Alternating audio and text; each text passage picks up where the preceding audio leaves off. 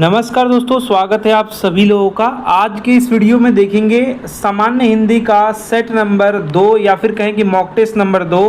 तो दोस्तों यहाँ पर 25 क्वेश्चन होगा और सभी प्रतियोगी परीक्षाओं के लिए इंपॉर्टेंट होगा। दोस्तों आप इसके साथ उत्तर देते रहिएगा और लास्ट में बताइएगा अपना स्कोर की 25 क्वेश्चन में से आपने कितने क्वेश्चन सही किए हैं।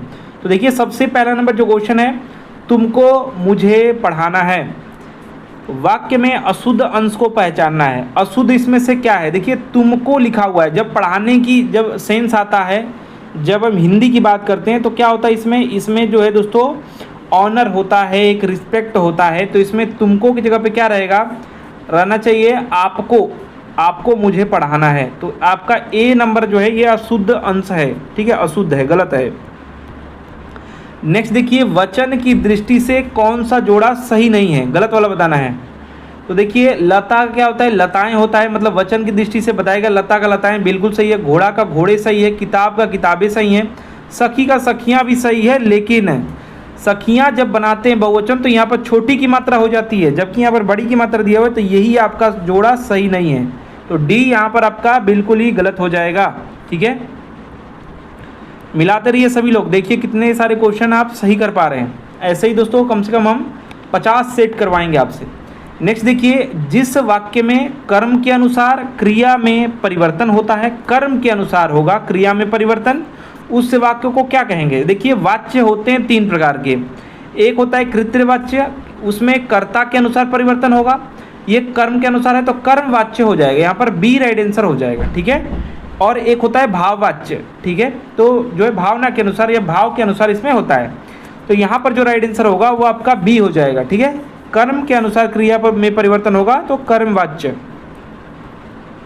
नेक्स्ट देखिए, भाषा को बोलते समय होने वाले जो उतार चढ़ाव है इसको क्या कहते हैं? बहुत ही इंपॉर्टेंट क्वेश्चन है। और देखिए ऑप्शंस क्या क्या दिया है आपका, अनुतान दिया है, संगम दिया है, अवरोह और आरोह दिया हुआ है। देखिए इसको कहते हैं अनुतान। क्या कहते हैं, ध्यान दीजिएगा, भाषा को बोलते समय जो उतार चढ़ाव होता है इसको कहते हैं अनुतान, या फिर इसी को आप क्या कह देते हैं, अनुतान को आप कहते हैं सुर लहर। क्या कहते हैं? सुर लहर कह देते हैं। अनुतान याद रखिएगा, सुर लहर सब लोग पकड़ लेंगे तो अनुतान ही देगा, ठीक है। नेक्स्ट देखिए, जो शब्द क्रिया की विशेषता बताए उसे कहते हैं, जो क्रिया की विशेषता बताएगा तो क्रिया विशेषण कहेंगे, क्रिया की विशेषता क्रिया विशेषण कहेंगे, डी राइट आंसर हो जाएगा।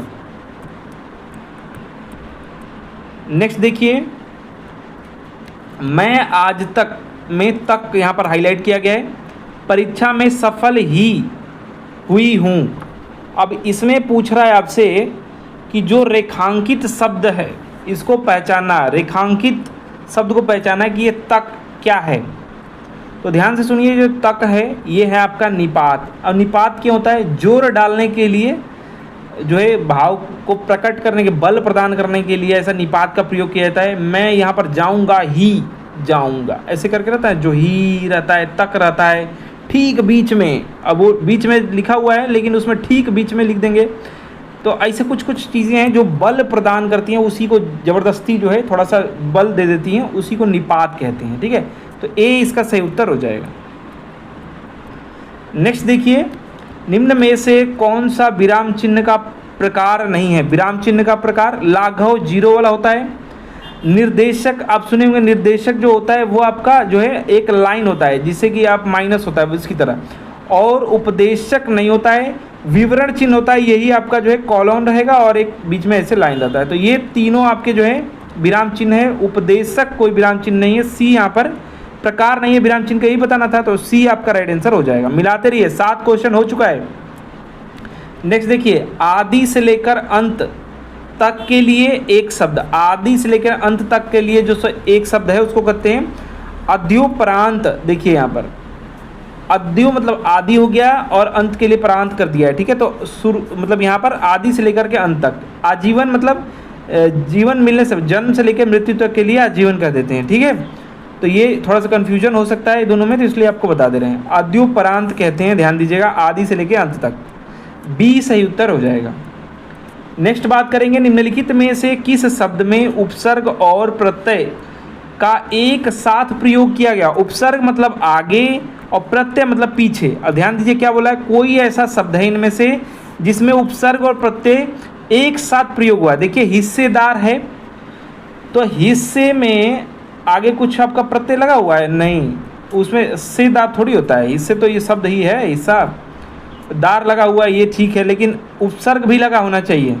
देखिए अभिमानी में लगा हुआ है, देखिए अभिमानी में अभी है, क्या है अभिमानी में अभी आपका उपसर्ग है, प्लस मान आपका मूल शब्द है, ये उपसर्ग है और ये मूल शब्द है, और नी जो लगा हुआ है ये है आपका प्रत्यय, ये आपका प्रत्यय। तो अभिमानी बिल्कुल ठीक है, अभी आपका उपसर्ग लगा हुआ है, मान मूल शब्द है और नी ई की मात्रा जो है प्रत्यय लगा हुआ है, तो बी यहाँ पर बिल्कुल सही उत्तर हो जाएगा।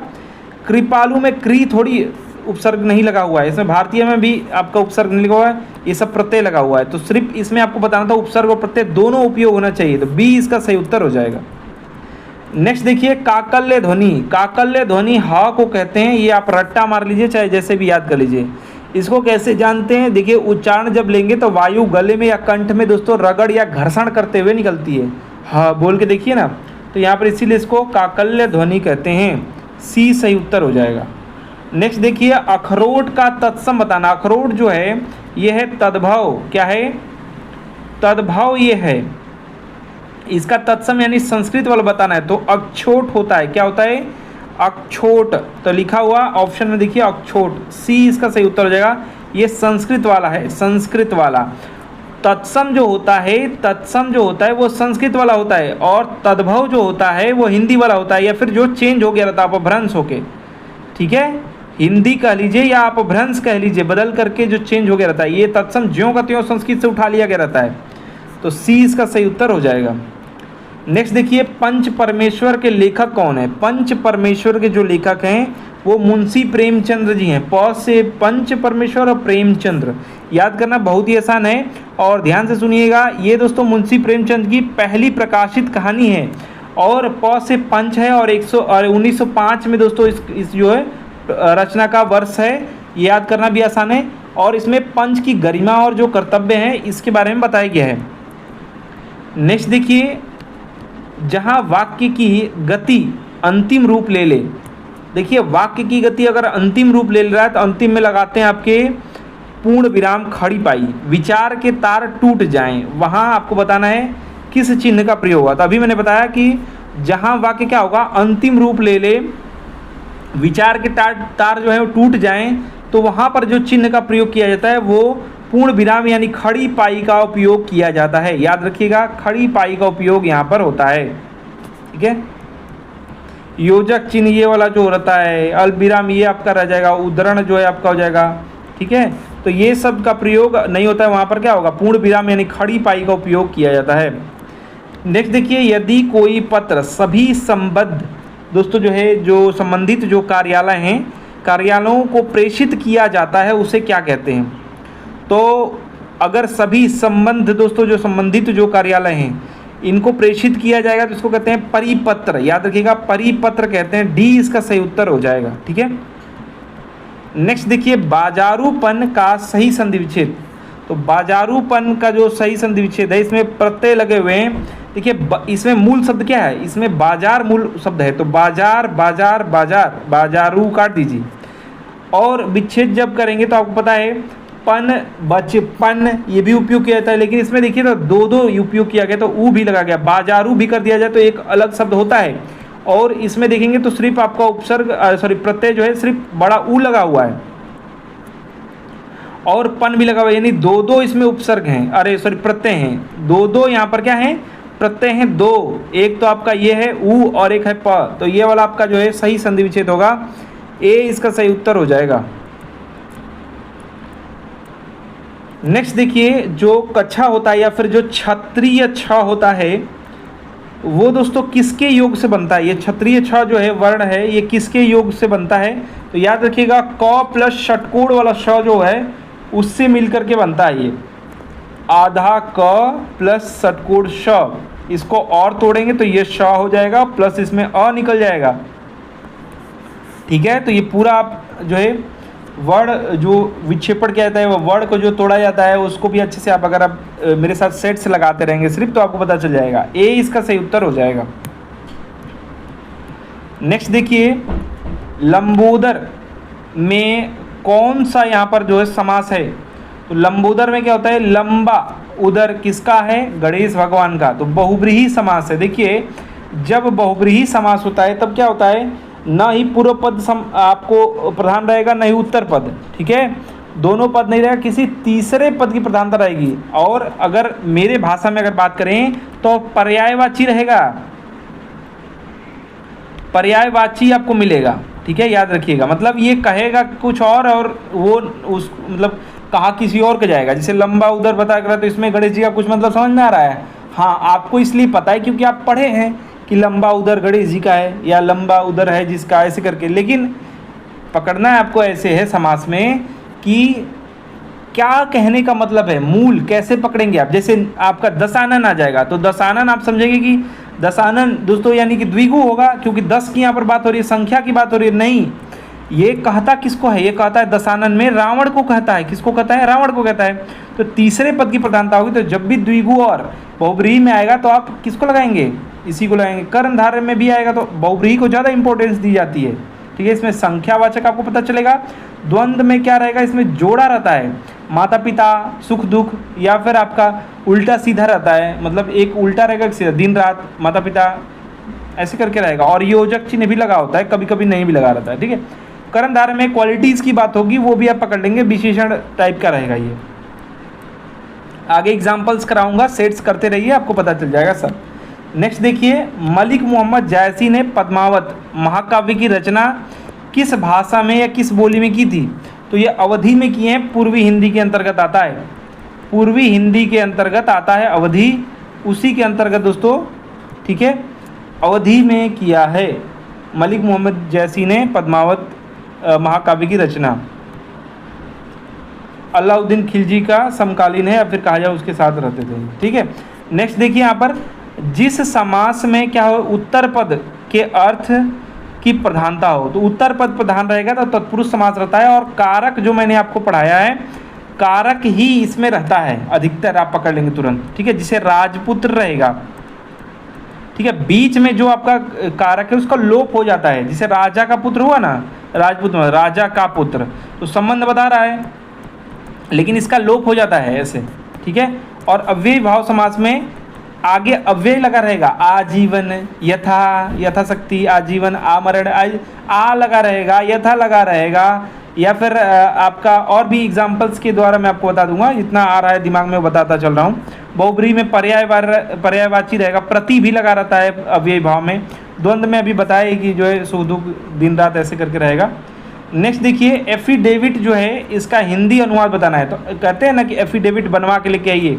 ये होता है शपथ पत्र। क्या होता है? शपथ पत्र होता है एफिडेविट, ठीक है। साथ ही साथ एक होता है यहाँ पर दिया हुआ है प्रस्तावा, हो गया ना, प्रस्ताव। प्रस्ताव को क्या कहते हैं? प्रस्ताव हो गया है प्रस्ताव। प्रस्ताव को क्या कहते हैं? प्रस्ताव को दोस्तों कहते हैं, अगर कोई प्रस्ताव आप रख रहे हैं, इसको कहते हैं रेजुलेंस। क्या कहते हैं? रेजुलेंस, सॉरी रेजोल्यूशन कहते हैं। क्या कहते हैं? रेजोल्यूशन कहते हैं प्रस्ताव को। और समायोजन को क्या कहते हैं? समायोजन को एडजस्टमेंट कहते हैं। क्या कहते हैं? एडजस्टमेंट कहते हैं। और विवरण को क्या कहते हैं? डिस्क्रिप्शन कहते हैं, डिस्क्रिप्शन।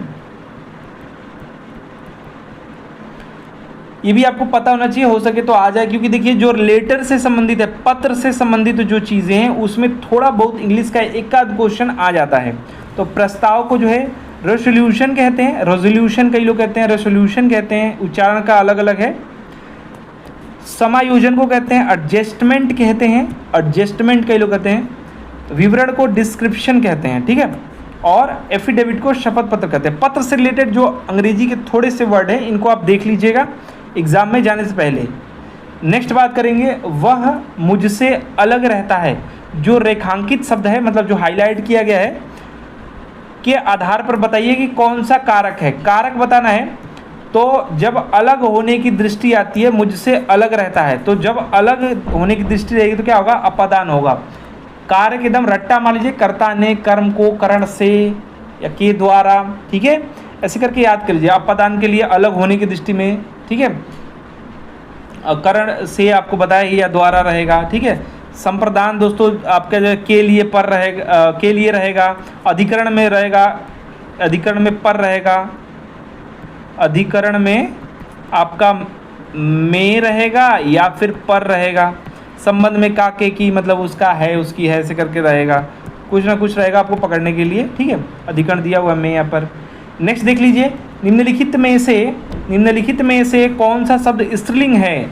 तो स्त्रीलिंग इसमें से देखिए, देश स्त्रीलिंग नहीं है, नगर ये सब क्या है, पुल्लिंग के एग्जाम्पल्स हैं। क्या हैं? पुल्लिंग के एग्जाम्पल्स हैं, उदाहरण हैं। और झील जो है ये स्त्रीलिंग है, स्त्रीलिंग आपका झील यहाँ पर है। तो ये सब देश, नगर और द्वीप आपके पुल्लिंग हैं। झील यहाँ पर जो है स्त्रीलिंग है। शब्द में प्रयोग करके आप जान सकते हैं, ज़्यादा से ज़्यादा क्वेश्चन सॉल्व करेंगे तो वैसे भी पता चल जाता है। नेक्स्ट देखिए, निम्नलिखित में से कौन सा वाक्य पूर्ण भूतकाल का उदाहरण है? पूर्ण मतलब काम पूरा हो गया रहेगा, भूतकाल माने पीछे बीत गया है। तो वे गए सामान्य भूतकाल है। क्या है? सामान्य भूतकाल है। वे खा रहे थे मतलब अभी कंप्लीट हुआ है कि नहीं हमें नहीं पता है, तो इसको अपूर्ण भूतकाल कहेंगे,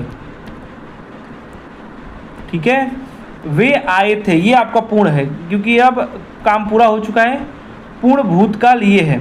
और वे सोकर उठे हैं मतलब सोकर उठ तो चुका है आदमी, लेकिन अभी अभी की बात है, तो ये आपका आसन्न वाला हो जाएगा, ठीक है। तो इसमें से पूछा क्या है? पूर्ण भूतकाल। तो पूर्ण भूतकाल आपका वे आए थे, सी वाला सही उत्तर हो जाएगा। सब आपको एग्जाम्पल्स इसलिए बता रहे हैं कि आगे आप क्वेश्चन है तो कर लें। नेक्स्ट देखिए, निम्नलिखित शब्दों में से निपात का उदाहरण कौन सा शब्द है? निपात, जैसे मैंने बताया वो चार लोगों के ठीक बीच में मोहन है, तो ठीक बीच में ज़बरदस्ती यहाँ पर बताया ठीक, मतलब यहाँ पर निपात जोर डालने के लिए, बल प्रदान करने के लिए उपयोग किया जाता है, ठीक है। तो ये दोस्तों आपका ए बिल्कुल ही सही उत्तर हो जाएगा। निपात यही है आपका ठीक वाला।